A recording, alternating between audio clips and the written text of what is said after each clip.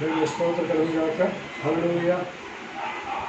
దేవుడు గడిచిన 6 నుంచి 4 వరకు తన క్షేమాలు ఎక్కడ చోటన మనల్ని మన కుటుంబాలను సంఘటనలను మన గ్రామస్తులను తీసుకుని కాపాడడానికి దేవుడికి స్తోత్రాలు చెబుతాం. స్తోత్రం స్తోత్రం స్తోత్రం స్తోత్రం. మాటలు గణపక్షి దేవుడు వాటిలో దాసరాలు మాట్లాడబోతుండగా శ్రద్ధగా చెప్పాల్చుకుంటూ ఏసీ కార్యక్రమం పొందుకోబోతామని మంచి స్తోత్రాలు చెబుతాం. స్తోత్రం స్తోత్రం స్తోత్రం స్తోత్రం. మనతో మనం తీసుకునే ప్రతి ప్రార్థన ఆలకించి మన వ్యక్తిగత కుటుంబాన్ని సంఘటనను గ్రామవాసులు దేశంలో అందరూ కూడా దీనికి ఆశించబోతున్నారని ఇక్కడ జరుగుతున్నది ఇక ఆన్లైన్ ఆరాధన కార్యక్రమాలు సార్త క్రైస్తవ సంఘం యొక్క ఆరోగ్య తోడుగా ఉండి వాళ్ళ ప్రకృతిని దీనికి ఆశించి స్వస్థపతి క్షణం చెప్తూ మంచి దానికి స్తోత్రాలు చెబుతాం. దీనికి స్తోత్రగలుగాక. హల్లెలూయా హల్లెలూయా హల్లెలూయా. మంచిది. ఇప్పటిదాకా పాల్గొని స్థుతించాం. అలాగే వాటితో తప్పులతో దేవుడు తోడుగా ఉన్నాడు. ఈ సమయంలో వాక్యం ద్వారా మనతో దేవుడు తన భాష నుంచి మాట్లాడబోతుందిగా శ్రద్ధగా ఉన్నాం. మరి వారు కాసుకున్నారు వాక్యం ఇస్తారు కనుక దేవుడు తన భాష నుంచి అప్పించే వర్తమానాన్ని శ్రద్ధగా విని నా హృదయ భద్రపరుచుకుంటూ జాగ్రత్తగా చేస్తూ దేవుడి చిన్నగా వింటున్నాం. అందరూ శ్రద్ధగా వర్గం ఉన్నాం. దేవుని ఆశలకి సమర్పిస్తాం.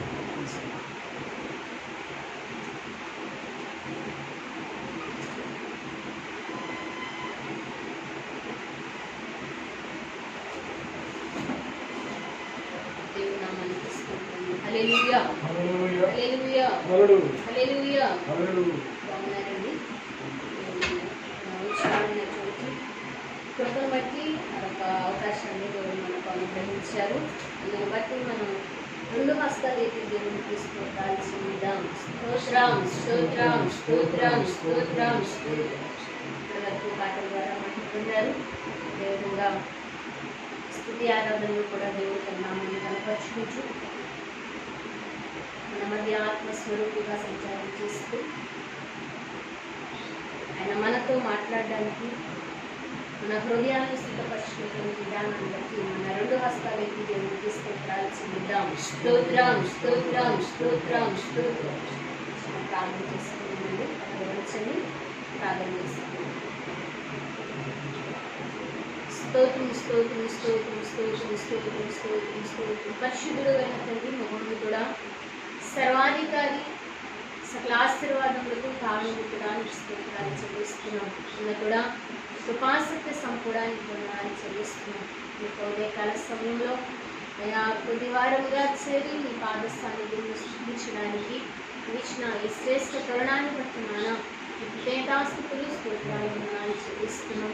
అదేవిధంగా ఆన్లైన్ ద్వారా వీక్షిస్తున్న నాయన ఈ సమయంలో వీక్షిస్తున్న వారు అలాగే వీక్షించబోతున్న వీళ్ళందరినీ కూడా మీ హస్తాలకు అప్పగించుకుంటున్నాం.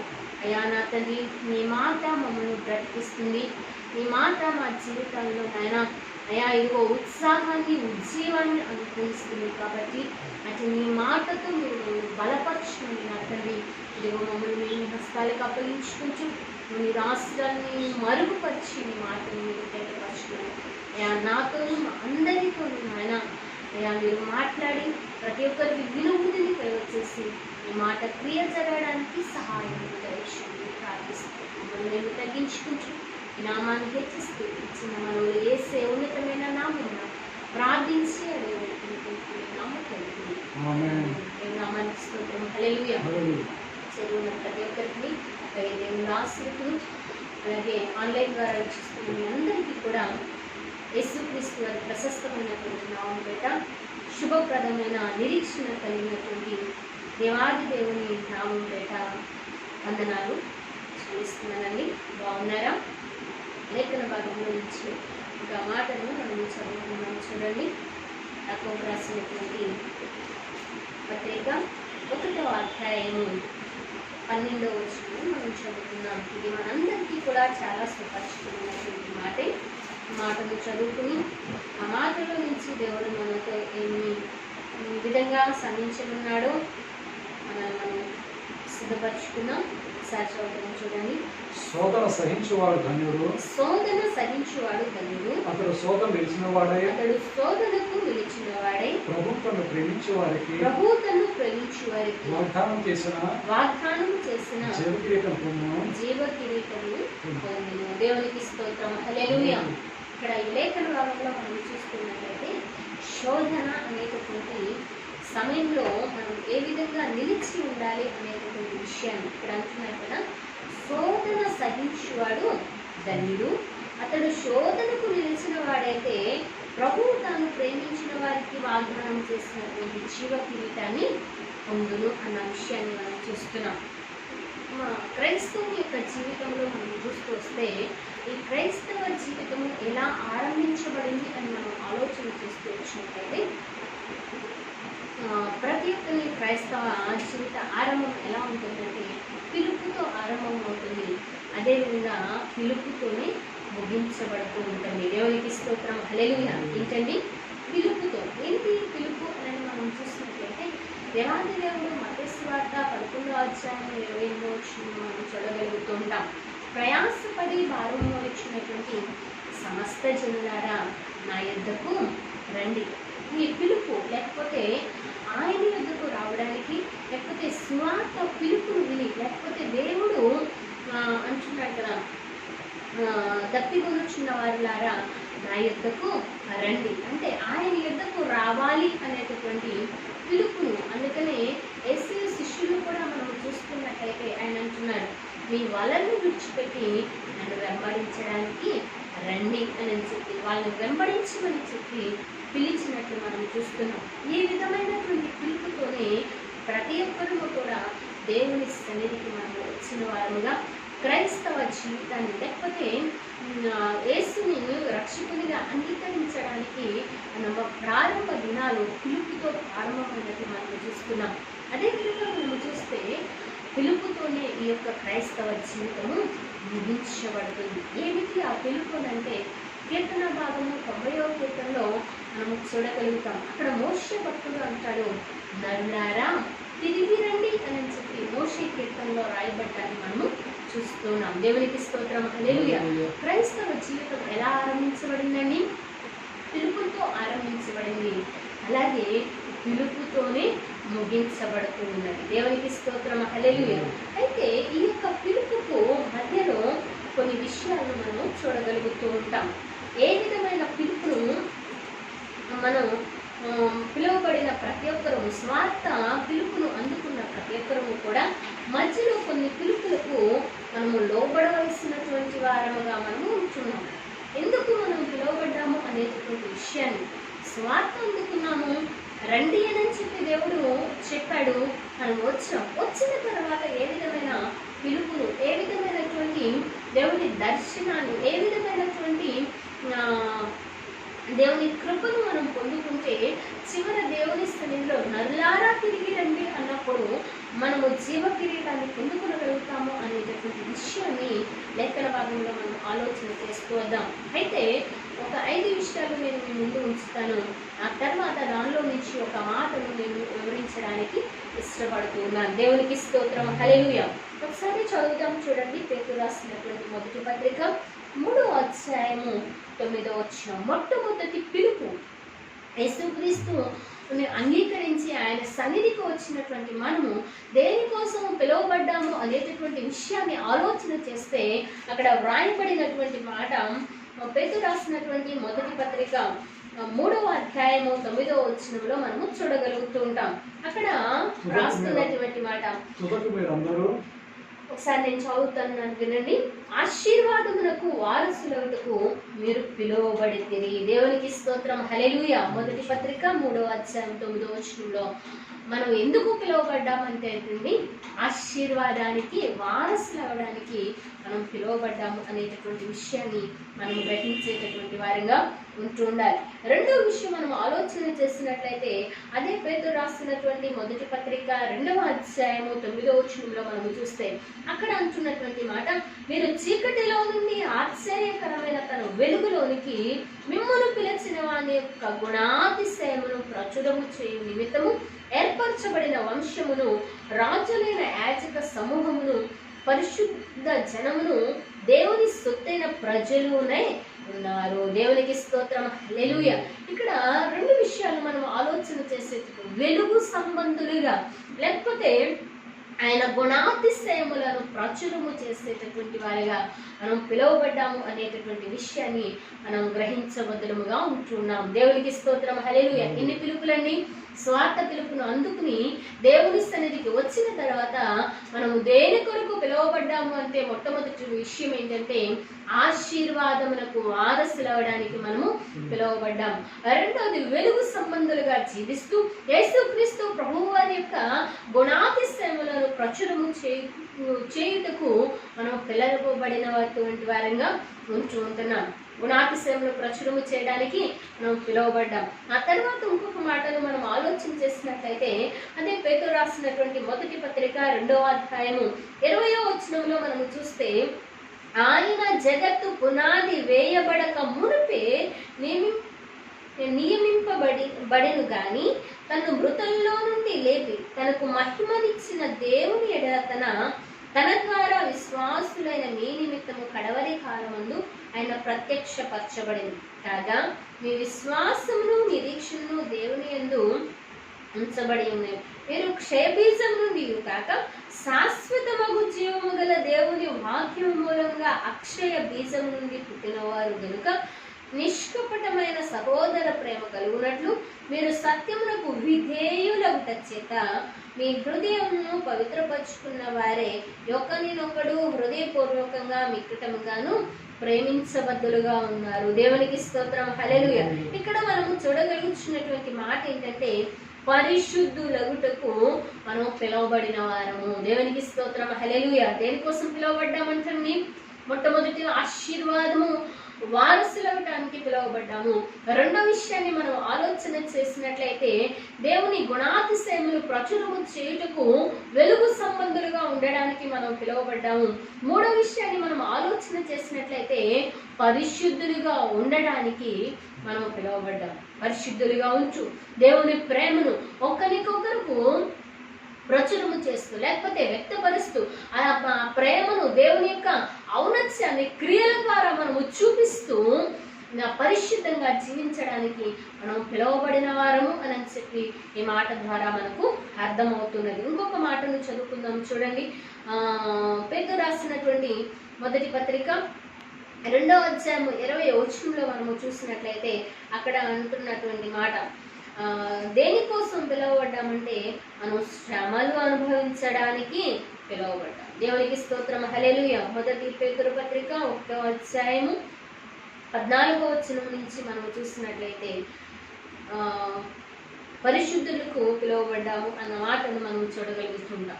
కాబట్టి ఆలోచన చేద్దాము, ఈ యొక్క సమయంలో మనం దేనికోసం పిలువబడ్డామంటే శ్రమనుందడానికి పిలువబడ్డాము అన్న మాటను మనము చూడగలుగుతున్నాము. చివరిగా మనము చూసినట్లయితే పేతురు రాసినటువంటి మొదటి పత్రికే 5వ అధ్యాయము 10వ వచనం మనము చూసినట్లు 5వ అధ్యాయము 10వ వచనంలో మనము చూస్తే అక్కడ దేనికోసం పిలువబడ్డామంట, తన నిత్య మహిమకు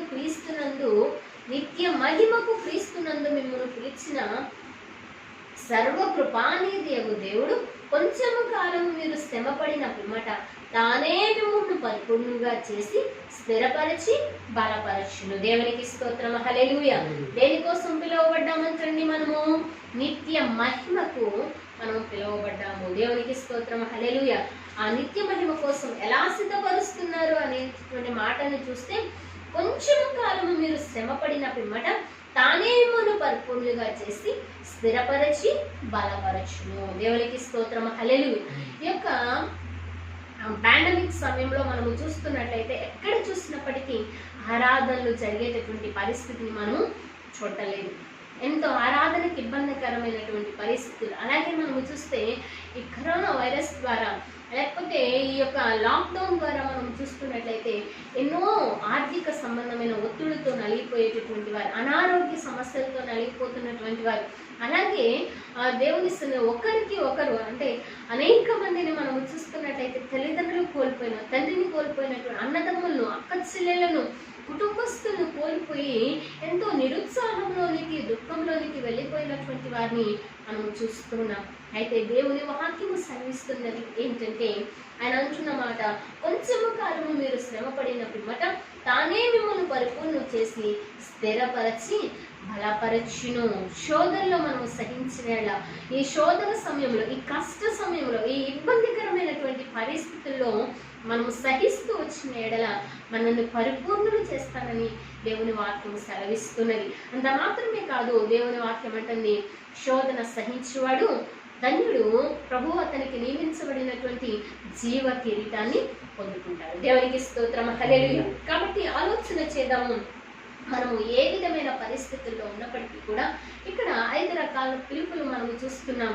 కానీ ఉన్నటువంటి పరిస్థితులను బట్టి అందరూ శ్రమకాలంగా ఇబ్బందికరమైనటువంటి పరిస్థితులు మనము చూస్తూ వస్తున్నాం. కాబట్టి శ్రమలో మనము దేవుల్లో ఏ విధంగా ఆనందించగలం, ఈ శ్రమ వలన మనకు వచ్చేటటువంటి ఉపయోగం ఏమిటి, ఈ శ్రమలో దేవుణ్ణి మనం ఏ విధంగా ఘనపరచాలి, దేవునికి ఏ విధంగా సమీపస్తులుగా మార్చబడాలి అనేటటువంటి విషయాలను మనం ఆలోచన చేసుకుంటూ వద్దాం. దేవునికి స్తోత్రం, హల్లెలూయా.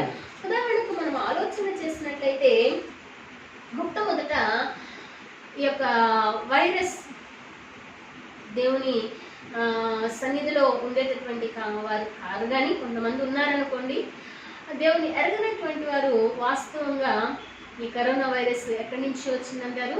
వుహాన్ పట్టణంలో ప్రారంభమైంది.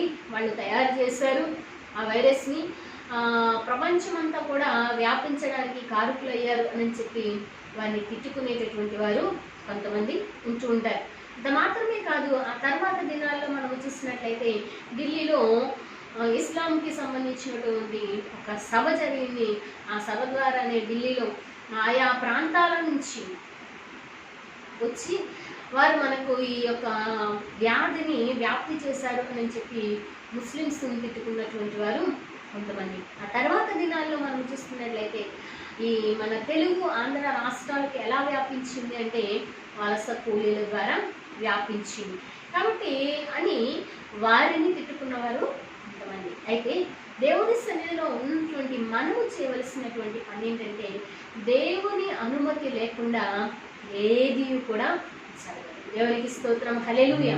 ఏంటండి, దేవుని అనుమతి లేకుండా మన జీవితంలో ఏది జరగదు. అందుకనే దేవుడు అంటున్నటువంటి మాట, ఆకాశ పక్షులను చూడండి, అవి విత్తవు, కోయవు, కొట్టలో కూర్చుకును, నేను వాటిని పోషించును. అంత మాత్రమే కాదు, మన తల వెంట్రుకల్లో ఒక్కటి రాలినా కూడా దేవునికి లెక్కండి. మన తల వెంట్రుకల్లో ఒక్కటి రాలితేనే దేవునికి లెక్క అయినప్పుడు మన జీవితాలు, ఆయన స్వరూపమందు చేయబడినటువంటి మన జీవితాలు, ఆయన పోలికలో చేయబడినటువంటి మన జీవితాలు, అంత మాత్రమే కాదు, ఆయన స్వరూపంలోనికి మార్చబడడానికి, కోల్పోయినటువంటి ఆ మహిమలోనికి మనం చేర్చబడడానికి ఆయన రక్తాన్ని చిందించినటువంటి మన కోసం రక్తాన్ని చిందించిన దేవాది దేవుడు అనుమతి లేకుండా ఈ యొక్క వ్యాధి కానీ, ఏ శ్రమ కానీ, ఏ బాధ కానీ, ఏ కష్టం కానీ, ఏ నింద కానీ, ఏ అవమానం కానీ మనల్ని చేరదు.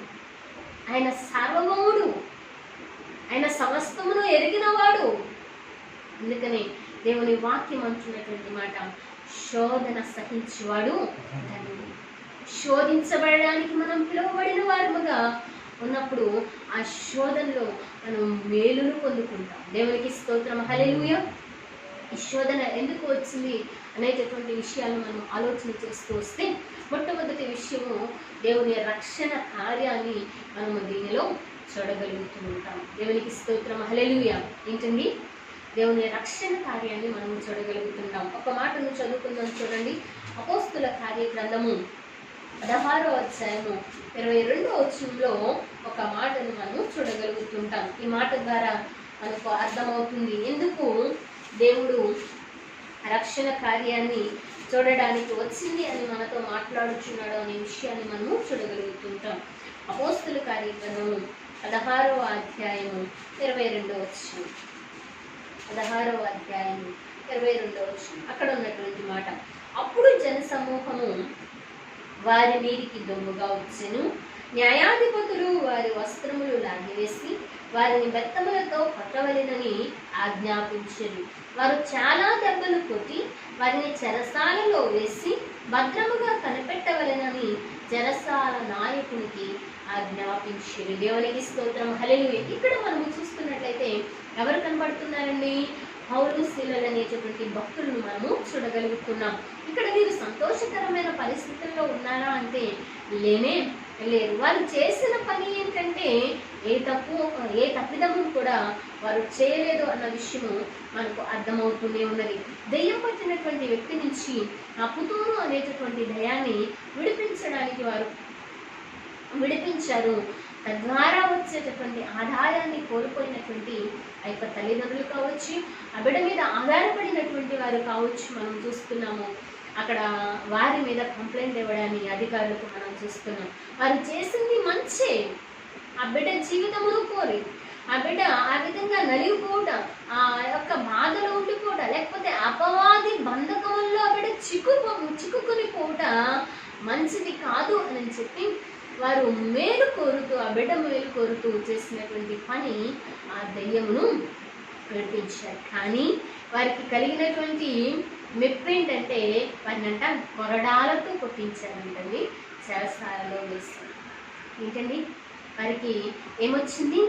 శోధన వచ్చింది, శ్రమ వచ్చింది. అయితే వారి కృంగిపోయారా, బాధపడ్డారా, వారి నిరుత్సాహపడ్డారా అంటే అది కాదు. వారు ఆ సమయంలో చేస్తున్నటువంటి పని ఏంటంటే దేవుని స్తుతించారు. దేవునికి స్తోత్రం, హల్లెలూయా. దేవుని వాక్యం సెలవిస్తున్నటువంటి మాట, స్తుతియాగం అర్పించువాడు దేవుని మహిమపరచుచున్నాడు, తన రక్షణ మార్గమును సరళం చేసుకుంటు. మన శ్రమలో మనం కృంగిపోయేటటువంటి వారిగా, లేకపోతే దేవుని నిందించేటటువంటి వారంగా, లేకపోతే దేవుని అపహాస్యము చేసేటటువంటి వారంగా, శిలువ మీద ఉన్నటువంటి ఆ రెండవ దొంగ అంటున్నాడు, నిజంగా నీవు దేవుడు అయితే నిన్ను నీవు రక్షించుకుని మమ్మల్ని రక్షించు.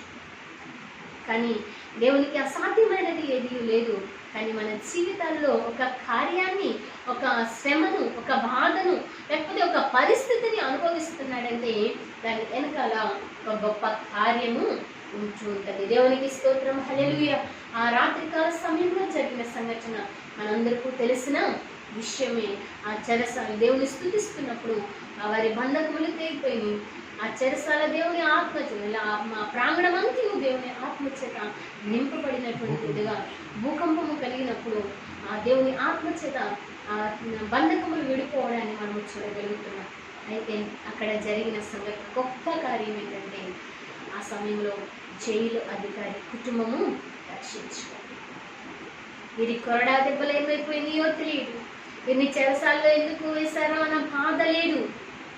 కానీ దేవుని వాక్యంలో లూకాసు వార్తలో మనం చూడగలుగుతుంటాం 15వ అధ్యాయంలో అక్కడ అంటున్నటువంటి మాట, ఒక పాపి మారు మనస్సు పొందితే పరలోకమందంట ఎంతో పండగ, సంతోషము అని చెప్పి దేవుడు సంతోషిస్తాడు. మనం ఈ లోకంలో ఏదైనా ఇల్లు కొనుక్కున్నప్పుడో, లేకపోతే వాహనం కొనుక్కున్నప్పుడో, ఒక బంగారు లేకపోతే డైమండ్ వస్తువు కొనుక్కున్నప్పుడు మనం సంతోషిస్తాము. కానీ దేవుని పరలోకమందు దేవుని సన్నిధిలో ఆనందించవలసినటువంటి విషయం, మన జీవితాల్లో ఎక్కువగా సంతోషించవలసినటువంటి విషయం ఏంటంటే ఒక పాపి లేకపోతే దేవుణ్ణి ఎరగనటువంటి వ్యక్తి దేవుని తన సొంత రక్షకునిగా అంగీకరించడమే సంతోషకరమైనటువంటి విషయం. అక్కడ ఆ జైలు అధికారి కుటుంబం అంతయు కూడా రక్షించబడింది. దేవునికి స్తోత్రం, హల్లెలూయా.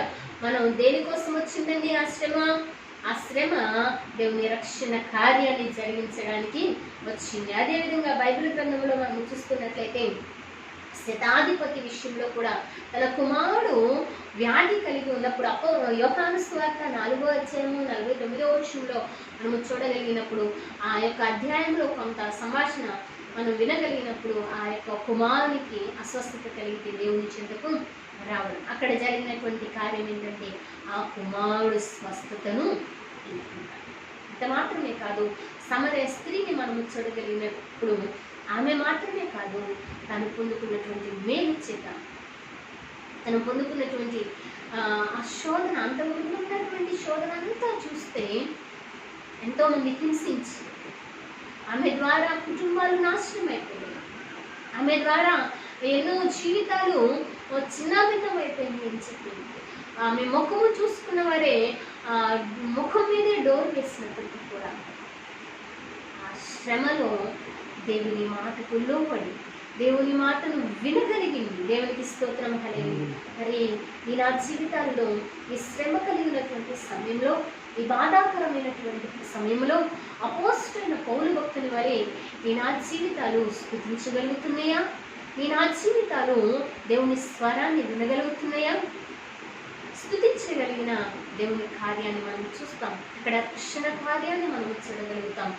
రెండోది, దేవుని మాటను మనం వినగలిగినప్పుడు ఇక్కడ కూడా మనం మాత్రమే కాదు, మన ద్వారా అనేకులు దేవుని వైపు రావడానికి దేవుడు కృప చూపేటువంటి వాడిగా ఉంచును. ఇక్కడ అమ్మ నాకు చేసిన ఉపకారములు మీరు చూడరండి అని సెలవిచ్చినప్పుడు ఆమె చెప్పిన దానికన్నా ఆయన చూసిన తర్వాతంట వారు ఎక్కువ సంతోషించారు అన్న మాటను అధ్యాయంలో మనం చూడగలుగుతున్నాం. కాబట్టి ఆలోచిద్దామండి. మనకు శ్రమ వచ్చిందని మనం కృంగిపోవద్దు, దేవుని స్తుతిద్దాం. మన శ్రమలోనే దేవుని వైపు చూస్తూ ఆయన స్వరం కోసం, ఆయన మాట కోసం, ఆయన ప్రత్యక్షత కోసం, ఆయనకు సమీపస్తులుగా, ఒకవేళ నిజంగానే ఈ యొక్క లాక్డౌన్ లేదనుకోండి, ఎవరి పనులు వారివే, కుటుంబంతో ఎక్కువ సమయమును వెచ్చించే వాళ్ళము కాదేమో కదండి. సేవకులుగా వారి పనులు అన్ని ఒక్కొక్కరిని దర్శించడం, వాక్యాలు సిద్ధపడడం, ప్రిపేర్ అవ్వడం, లేకపోతే ఆ బాధలో కష్టంలో ఉన్న వారి గృహాన్ని దర్శించడం, కానీ మరీ ఎక్కువ సమయాన్ని దేవునితో సహవాసం చేయడానికి వారి, అలాగే ఆయా పనులతో విసిగిపోతున్న వ్యక్తులు కొంత సమయం విశ్రాంతినిస్తూ దేవుడు ఆయనకి సమీపస్తులుగా మార్చడానికి, ఒకవేళ ఈ పరిస్థితులను బట్టి అధిక సమస్యలు వచ్చి ఉండవచ్చు, అనారోగ్య సమస్యలు వచ్చి ఉండవచ్చు, దేవుని వాక్యంలో ఉంటుంది ఆయన గుప్పిని విప్పితేనంట సర్వ జీవుల కోరికలు తీర్చును. ఏ సమస్య, అధిక సంబంధమైన సమస్య మన జీవితాల్లో ఉండనే ఉండదు. కరువు సమయంలో సారేపతి విధవరాల్ని పోషించినటువంటి కదండి. ఆమె దాంట్లో నుంచి, గిన్నెలో నుంచి, పాత్రలో నుంచి పిండి తీస్తూ ఉన్నదంట.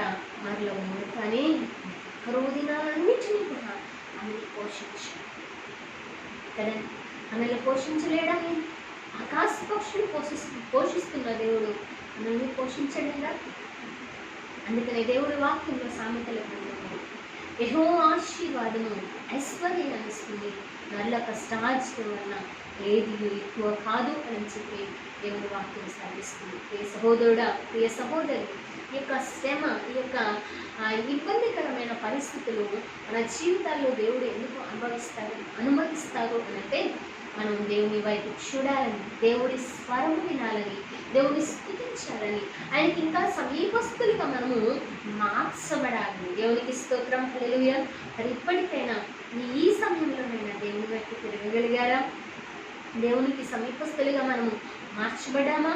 ఒకసారి ఆలోచన చేసుకున్నాము. అందుకనే శ్రమ మన జీవితాల్లో దేవుడు అనుమతిస్తూ ఉన్నాడేమో. ఇంకొక మాటను కూడా ఆలోచన చేసుకుని లేఖనాన్ని మనం ముగించుకుందామండి. కీర్తన భాగము 119వ అధ్యాయము 7వ వచనం. కీర్తన భాగము 119వ అధ్యాయము 119వ కీర్తన 7వ వచనం. 119వ కీర్తన 7వ వచనం ఒకసారి చదువుతున్నా చూడండి. ఇక్కడ అంటున్నమాట, నీతి గల నీ న్యాయ విధులను నేను నేర్చుకున్నప్పుడు యథార్థ హృదయంలో నీ కృతజ్ఞతాస్తుతులు చెల్లించగలను. నీ కట్టడలను నేను గైకొనును, నన్ను భక్తిగా బడనాడను. దేవునికి స్తోత్రం, హల్లెలూయా. ఆ తర్వాత 67వ చరణంలో కూడా ఒక మాటను మనం చూడగలుగుతుంటాం. ఒకసారి చూడండి. 119వ కీర్తన 67వ వచనం. అక్కడ శ్రమ కలుగక మునుపు నేను త్రోవ విడిచితిని, ఇప్పుడు నీ వాక్యమును అనుసరించి నడుచుకొనిచున్నాను. నువ్వు దయాళుడవై మేలు చేయుచున్నావు, నీ కట్టడలను నాకు బోధించుచున్నావు. దేవునికి స్తోత్రం, హల్లెలూయా. మూడో విషయం ఏంటండి? మొదటి విషయము, మనలో రక్షణ కార్యాలు జరిగించేటటువంటి విషయము దేవుని స్తుతించాలి. స్తుతి ద్వారా ఎన్నో గొప్ప కార్యాలు, ఎక్కువ కోటగోడలు పోల్చబడిన విషయాన్ని మనం చూడగలుగుతూనే ఉంటున్నాము. స్తుతి ద్వారా ఎంతో ఈ చెరసాల్లో ఉన్నటువంటి పౌలుస్తులు స్తుతించడం ద్వారా బంధకములు తెంపబడడాన్ని మనం చూడగలుగుతున్నాం. ఆ తర్వాత మనం చూసినట్టయితే ఆ యొక్క రక్షణ కార్యం ఏంటంటే దేవునికి సమీపస్తులుగా మనము మార్చబడడం. మూడవ కార్యము ఏంటంటే ఇక్కడ అంటున్నటువంటి మాట 67వ చరణంలో శ్రమ కలుగుక మునుపు నేను త్రోవ విడిచిపెట్టాను. మన శ్రమ కలిగినప్పుడే దేవుని మార్గంలోనికి మనము నడిపించబడతామేమో. దేవునికి స్తోత్రం. హల్లెలూయా. ఈ వాక్యం ద్వారా మనకు అదే అర్థమవుతుంది. ఈరోజు ఫాదర్స్ డే ఉంది. దేవుని వాక్యంలో ఉన్నటువంటి మాట, తండ్రి శిక్షించిన కుమారుడు ఏమవుతాడని? పాడైపోతాడు కదండి. తండ్రి శిక్ష, తాను ప్రేమించిన వారిని తండ్రి శిక్షిస్తాడు. కాబట్టి ఈ యొక్క శ్రమ మనకు అనుమతిస్తున్నాడండి ఆయన కట్టడంలోనికి, ఆయన ఆజ్ఞల్లోనికి, ఆయన అనుసరించడానికి, ఆయన మాటలు వినడానికి మనకు అనుమతించడేమో అని చెప్పి మనం పరిశీలన చేసుకోవాలి. దేవునికి స్తోత్రం. హల్లెలూయా. అక్కడ అంటున్నాడు, నేను నీ ఆజ్ఞల యందు నమ్మిక ఉంచుకున్నాను, శ్రమ కలుగక మునుపు నేను త్రోవ విడిచిపెట్టి ఇప్పుడు నీ వాక్యమును అనుసరిస్తున్నాను. మరి ఈ శ్రమలో కూడా వాక్యాన్ని అనుసరించుకున్నాను. దేవునికి దూరంగా ఉన్నావా? వాక్యాన్ని అనుసరించడానికి నిన్ను నీవు సిద్ధపరచుకుంటున్నావా? కీర్తన కావాలి అని ఒకసారి ఆలోచించడం. దేవుని వాక్యం సెలవిస్తుంది, శోధన సహించువాడు ధన్యుడు, అతడు దేవుడు అనుగ్రహించేటువంటి జీవ కిరీటాన్ని అందుకుంటాడు. శోధన మనం సహించినట్లుగా ఆయన మనల్ని పరిపూర్ణంగా సంపూర్ణంగా చేయడానికి ఆయన ఇష్టపడుతున్నటువంటి వాడు. ఆయన రక్షణ కార్యాన్ని, ఆయన ఈ లోకానికి ఎందుకు వచ్చాడో, మన ఎందుకు తను శిలువ యాగము చేశాడో ఆ కార్యము మనలో పరిపూర్ణము కావాలి అంటే మనలో ఉండవలసినటువంటి లక్షణం, శ్రమలో చేయవలసినటువంటి పని దేవుని స్తుతించే అనుభవం, దేవుని కనపరిచేటటువంటి అనుభవం, దేవుని హెచ్చించేటటువంటి అనుభవం మనం కలిగి ఉన్నప్పుడు రక్షణ కార్యాలు మన కుటుంబాల్లో, మన బంధువుల్లో, మన రక్త సంబంధుల్లో, మన సమాజంలో, మన ఇరుగు పొరుగులో దేవుడు జరిగిస్తూ వస్తూ ఉంటాడు. రెండవదిగా మనం ఆలోచన చేసినట్లయితే ఆమె దేవుని మాట సమరయ స్త్రీ ఏం చేసిందని? లోబడింది, వింది. కానీ చాలా సమయం ఉండేసరికి నాటి దినాల్లో తినడం, పడుకోవడం, ఎంత రెస్ట్ పిల్లలకు కావచ్చు, పెద్దలకు కావచ్చు. మా అయితే కాసేపు టీవీ పెట్టుకోవడం, కాసేపు ఆడుకోవడం, అంతేగాని కాసేపు బైబిల్ చదవడం, లేకపోతే దేవుని సన్నిధిలో రోజు గడిపే దానికన్నా మరి ఎక్కువ సమయాన్ని నేను గడుపుతాను అని చెప్పి ఆయన మాట కోసం, ప్రత్యక్షత కోసం ఎదురు చూసేటటువంటి వారు చాలామంది తగ్గిపోతూ ఉన్నారు. చాలా వెనుతిరిగేటటువంటి పరిస్థితులు, నిర్లక్ష్య స్వభావం కలిగి ఇప్పుడు ఈ పరిస్థితులను చూసి దేవుని దాసులు అనేక మంది భారము కలిగి ఏ ఒక్కరూ నశించుకోకూడదని దేవునికి ఏక ఆలోచన కలిగిందో ఆ ఆలోచన, ఆ చిత్తాన్ని ఎరిగినటువంటి దైవజనులు ఎన్నో లైవ్ కార్యక్రమాలు చేస్తున్నారు. కానీ అది మోగుతూనే ఉంటుంది, మీరు పనులు మీరు చేసుకుంటూనే ఉంటారు. ఏ మాట లోపలికి వెళ్తుందో తెలియదు, ఏ మాట వింటున్నారో తెలియదు, ఏ మాట వింటలేదో కూడా. కాబట్టి ఆలోచన చేద్దాం. మనకు సమయం ఇస్తున్నాడు కాబట్టి దేవుని సన్నిధిలో రెండవదిగా ఆయన మాట వినేటటువంటి వారిగా మనం ఉన్నప్పుడు, అందుకనే దేవుని వాక్యం యాకోబు పత్రికలో మనం చూసినట్లయితే మొదటి అధ్యాయం, మీరు వినివారు మట్టుకైతే ఏమి ప్రయోజనం కదా. అక్కడ సమరయ స్త్రీ వింది, కానీ విడిచిపెట్టవలసింది విడిచిపెట్టకపోతే ప్రయోజనం లేదు కదా. తన జీవితంలో దేవునికి ఏది ఇష్టం లేదో, ఏది ఇష్టము కాని కార్యం ఉన్నదో దాన్ని విడిచిపెట్టింది. యేసయ్య పనిచేసింది, యేసయ్య గురించి స్వార్థను ప్రకటించింది. మరి ఈ లాక్డౌన్ సమయంలో నీ ఫ్రెండ్స్తో, లేకపోతే నీ బంధువులతో, లేకపోతే నీ కొలీగ్స్తో ఫోన్లో ఎంతో సమయం వెచ్చిస్తున్నావే. మరి దేవుని గురించి ఎంతవరకు స్వార్థను ప్రకటించి ఒకసారి ఆలోచించి, దేవుని మాటలు ఎంతవరకు పంచుకున్నాం ఒకసారి ఆలోచన చేద్దాం. కాబట్టి ఈ యొక్క ఉదయకాల సమయంలో దేవుని వాక్యం సెలవిస్తున్నా, ఈ శోధన సమయంలో మనం చేయవలసిన పని ఏంటంటే దేవుని స్తుతించే అనుభవంలోకి మనం నడిపించుకోవాలి. ఇది శోధన సమయంలోనైనా సరే దేవుని మాట విని దేవుని ఇతరులకు ప్రచురణ చేసే విషయంలో మనల్ని మనం పురుకొల్పుకోవాలి. మూడో విషయం, ఈ శోధన సమయంలో దేవునికి ఇష్టం కానీ ఆయాసకరం. అందుకని దేవుని వాక్యంలో కీర్తన భాగంలో అయ్యా ఈ ఆయాసకరమైన మార్గం నా ఎందున్నదేమో పరీక్షించి శివుడు అని చెప్పి కీర్తన పని ప్రార్థన చేయడానికి మనం చూస్తాం. కాబట్టి ఆలోచన చేద్దాం. ఈ 3 విషయాలు జ్ఞాపకం చేసుకున్నాం. రక్షణ కార్యాన్ని మన జీవితంలో చవి చూస్తూ అనేకులకు ఆశీర్వాదకరంగా మనం నిలవబడుతూ మన పిలిపి ఏంటి, మనం ఎందుకు పిలువబడ్డాం, ఈ శ్రమ కాలంలో పిలువబడిన మనము నేర్చుకోవాల్సినటువంటి 3 విషయాలను కూడా మనం నేర్చుకుంటూ దేవుని స్వారూప్యంలోనికి మార్చబడుతూ పరిపూర్ణంగా చేయబడి దేవుడిచ్చే జీవ కిరీటంలో మనము మన కుటుంబాలు పొందుకుంటుగాక. ఆమె ఈ ఆన్లైన్ ద్వారా వీక్షిస్తున్న ప్రతి ఒక్కరికి కూడా దేవుడు అతి ఉన్నతమైన ఆత్మీయ అనుభవంలోకి నడిపించి ఆయన స్థిరపరిచి ఆయన ఎదుర్కొనే కృపను అనుగ్రహించిన గాక. తలలు వంచని ప్రారంభించాలి. ఒక్కసారి ఆలోచన చేసుకుని యేసయ్యా నేను ఎలా ఉన్నాను,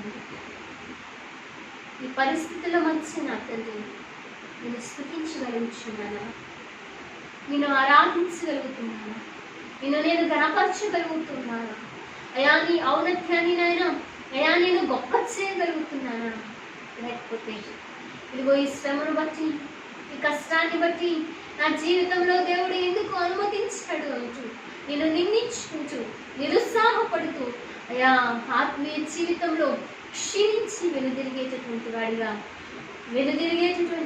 నేను ఉన్నాను అంటూ ఆలోచన చేద్దాం. అయ్యా ఇదిగో మాకు ఎంతో సమయాన్ని ఇచ్చావు. ఈ సమయమును ఇచ్చినప్పుడు ఇదిగో వాక్యము చదువుతాం.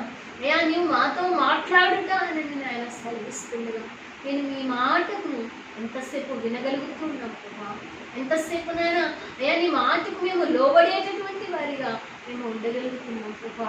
పరిశీలన చేయడానికి సహాయం చేయవచ్చు. అయ్యా మా పనులు మేము చూసుకుంటాం, మా సుఖ సంతోషాలు మేము చూసుకుంటాం. అయ్యా బంధువులంటూ స్నేహితులంటూ అయ్యా నా తండ్రి నాయన సమయాన్ని వృధా చేసుకుంటున్నా తండ్రి. తింటాం అయ్యా నాయన అయ్యా ఇదిగో రెస్ట్ తీసుకోవడం అని కాదు, కానీ ప్రభా ఈ సమయంలో నేను మరి ఎక్కువగా నీకు సమీపస్తున్నా మార్చబడడానికి నీ వాక్యము ధ్యానిస్తూ అయ్యా ఇదిగో మేము ఫలించని కొమ్మల వలె ఉండగలగడానికి నాయన సహాయం. అయ్యా ఇదిగో కీర్తనకారుడు రాస్తున్నాడు కదా ప్రభా, యెహోవా ధర్మశాస్త్రమును దివారాత్రమును ధ్యానించువాడు ధన్యుడు, అతడు నీటి కాలువల ఓరన నాటబడినదై ఆకువాడక తన కాలమందు ఫలమిచ్చు చెట్టు వలె ఉంచాడు. పరిశుద్ధుడా మేమటి ఫలభరితమైన జీవితాలు కలిగి ఉండడానికి నీ కృపతో మీరు నింపండి.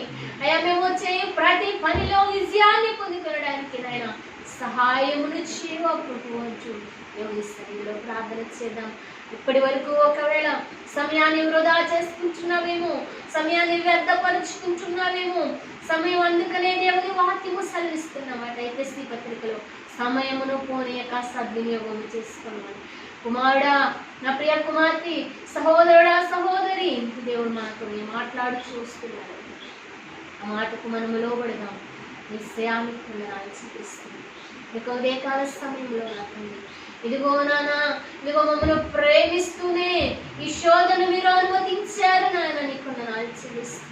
ఈ శోధన కాలంలో ఈ శ్రమ కాలంలో ప్రభా అయ్యా ఇదిగో మేము లోకస్తుల వలె కాక అయ్యా నీ స్వారూప్యంలోనికి నీ సంపూర్ణతలోనికి మేము మార్చబడడానికి నాయన సహాయం మనల్ని దేవునికి అప్పగించుకున్నాం. విషయానికి పరిశుద్ధుడా అయ్యా ఇదిగో ఒకవేళ నాయన అయ్యా నాయన నీ సన్నిధిని విడిచిపెట్టి అయ్యా పనులు జాబ్లు అనుకుంటున్నా తండ్రి. అయ్యా నాయన అయా నియామక కోడికలు ఆదివారపు ఆరాధనలు నిర్లక్ష్యం చేసి అయ్యా ఇదిగో మేము తప్పిపోయిన వారుగా ఉంటున్నాం. మేము అయ్యా నీ మార్గంలోనికి మేము నడిపించబడడానికి నాయన అయ్యా ఇదిగో నీ కట్టడలను మేము అనుసరించడానికి శ్రమ అనుమతించు. అయ్యా మేము పరిశీలన చేసుకోవడానికి సహాయం తద్వారా అయ్యా మేము పరిపూర్ణకు అయ్యా జీవ కిరీటాన్ని పొందుకుంటున్నాను. మీ కృప మీరు నింపండి, సహాయం దయచేయండి. దేవుని సన్నిధిలో ప్రార్థన చేసుకున్నాం. కనికర స్వరూపుడా నీకు వందనాలు చెల్లిస్తున్నాను. పరిశుద్ధుడు అయిన తండ్రి నీకు వందనాలు చెల్లిస్తున్నాను. మహాగరుడా నీకు వందనాలు చెల్లిస్తున్నాను.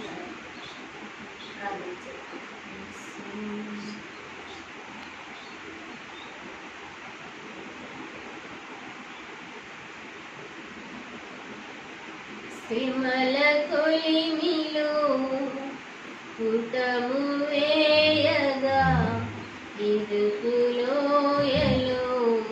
నన్ను నడుపగా శ్రమల కొలిమిలో పుటము వేయగా ఇరుకులోయలో నన్ను నడుపగా నా చెయ్యి పట్టి నన్ను నడిపించిన నా చెయ్యి పట్టి నన్ను నడిపించిన నమ్మకస్తుడా నమ్మదగిన వాడా అపత్కాలమందు ఆదుకునేవాడా నమ్మకస్తుడా నమ్మదగిన వాడా అపత్కాలమందు ఆదుకునేవాడా.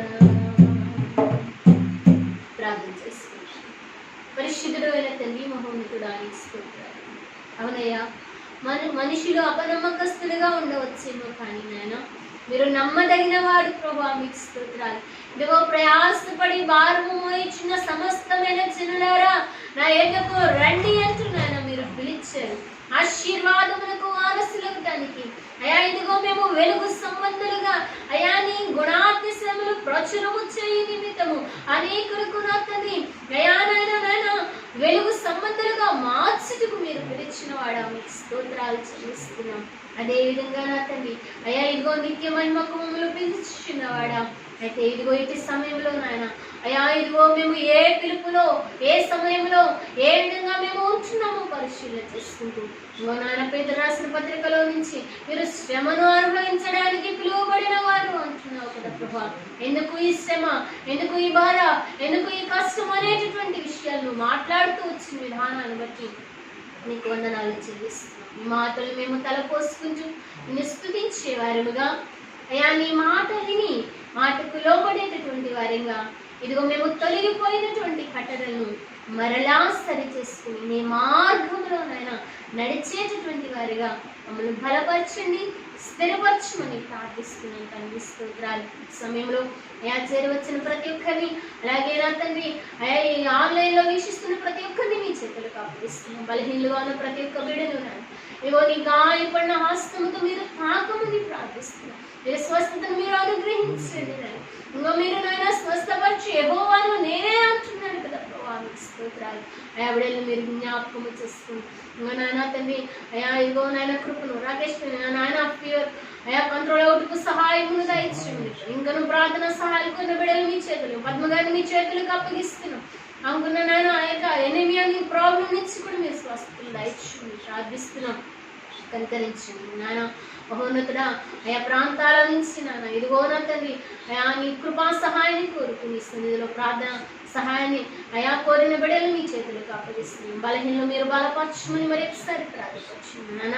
అయా ఆర్థిక సంబంధమైన ఇబ్బందులతో నాయన అయా ఇబ్బంది పడుచున్నటువంటి బిడ్డలు మీ చేతులకు అప్పగిస్తున్నాం తండ్రి. అలాగే నాన్న నీకు వందనాలు చెల్లిస్తున్నాం. చంటి బిడ్డలని వృద్ధుల వరకు మీ చేతులకు అప్పగిస్తున్నాం. వృత్తి వ్యాపారాలు చేస్తున్న ప్రతి ఒక్కరిని కూడా అయా ఇదిగో మరలా నా తండ్రి పనులన్నింటిలో అయా నాయన మీరు మంచి నాయన అయా జీవనోపాధిని మీరు అనుగ్రహించి సహాయం దయచేయమని ప్రార్థిస్తున్నాం. అలాగే నాయన అయా ఉద్యోగాల కోసం ఎదురు చూస్తున్నారు, అయా బిడ్డలు కోల్పోయి ఉన్నారు, మీ సన్నిధిలో ప్రార్థిస్తున్నారు నాయన. అలా నూతనమైనటువంటి నాయన జాబ్స్ బిడ్డలకు మీరు అనుగ్రహించమని ప్రార్థపడుచున్న తండ్రి స్తోత్రాలు. అలాగే నా తండ్రి అయా ఇదిగో నాయన సమయంలో జరుగుతున్న ప్రతి నియామక క్రమాన్ని కూడా మీ హస్తాలకు అప్పగించుకుంటున్నాను. మంగళవారము నాయన కుటుంబాశీర్వాద ప్రార్థన, శుక్రవారం సంఘ క్షేమాభివృద్ధి ప్రార్థన, ఆదివారపు ఆరాధనలో నాయన బిడ్డలందరూ నీ చిత్రంలో పాల్గొనడానికి మీరు నాయన బలపరిచి సిద్ధపరిచి నడిపించి సహాయం దయచి ప్రత్యేకించి ఇదిగో విజయోత్సాహంతో మనం ఊరేగించున్న దేవునికి స్తోత్రము అని చెప్పగలిగినట్టు నాయన నీ జీవ కిరీటము పొందుకోగలుగుతాను. ఈ శ్రమలో నేను స్తుతించి ఈ మాటకు లోబడి తొలగిపోయిన త్రోవలు నాయన సరి చేసుకుంటున్నాను. సహాయమును దయచి దాసులుగా నాయన ప్రతి ఒక్క కుటుంబానికి దీవెను ఆశీర్వాదము వెల్లడి చేస్తాను. ఆరాధన ఆశీర్వాదంతో ప్రతి ఒక్క బిడ్డను మీరు నిండారుగా దీవించి ఆశీర్వదించమని ప్రార్థిస్తాను. యేసు ఉన్నతమైన నామమున ప్రార్థించి అడిగి వేడుకుంటున్నాము తండ్రి. స్తోత్రములు నేను మీ అందరికీ ప్రభు వందనాలు చెల్లిస్తున్నాను.